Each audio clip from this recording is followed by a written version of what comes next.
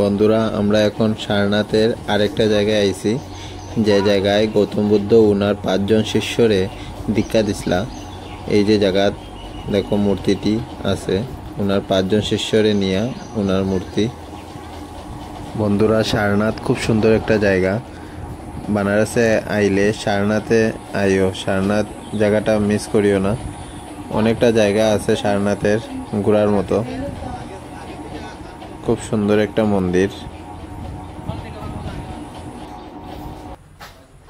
বন্ধুরা সারনাথ হইল বৌদ্ধ ধর্মের 4টা তীর্থস্থানের মধ্যে একটা তীর্থস্থান। সারনাথ খুব সুন্দর একটা জায়গা।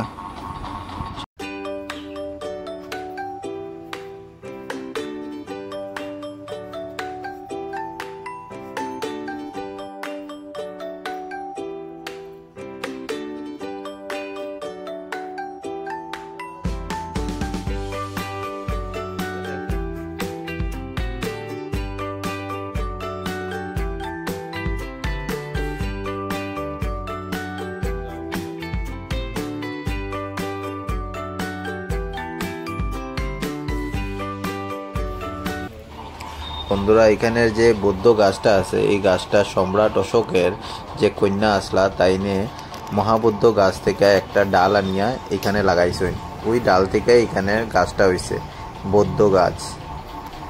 মহাবৌদ্ধ গাছেরই ডাল দিয়া এই গাছটা হইছে। খুব সুন্দর একটা জায়গা।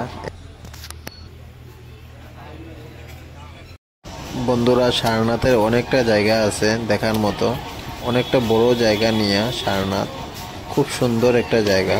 আমরা এখানে আইছি গৌতম বুদ্ধ দাঁড়ানিতে আসেন টাইম। এখানে গৌতম বুদ্ধ স্ট্যাচু, অনেকটা বড় স্ট্যাচু। এই দেখো এখানে হইলো অশোক স্তম্ভ আছে।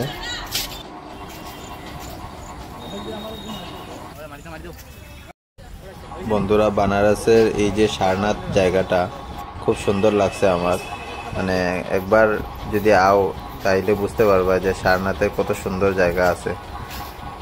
পুরা জায়গা ঘুরতে অনেকটা সময় লাগে।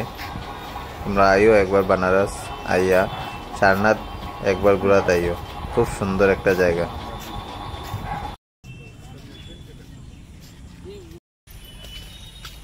এটা আসলে চাইনিজ টেম্পল, ভিয়েতনামিজ টেম্পলও আছে।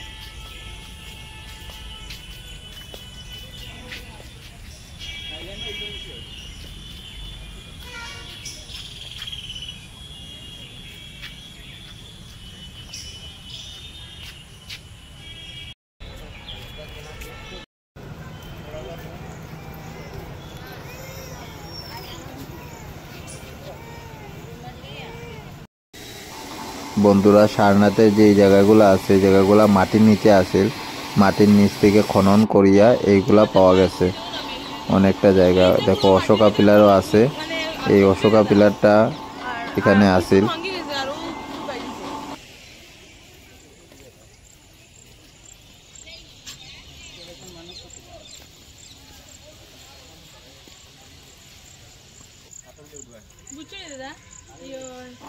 বন্ধুরা এখানে আগে অশোক স্তম্ভ আছিল।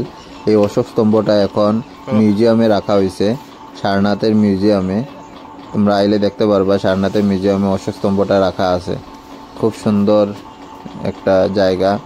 দেখো এখানে আগে মাটির নিচে এগুলা সব কিছু মাটির নিচে আছিল, এখন এগুলারে রাখা হয়েছে যত্ন করিয়া। মাটির নিচ থেকে বাইর হয়েছে এগুলা।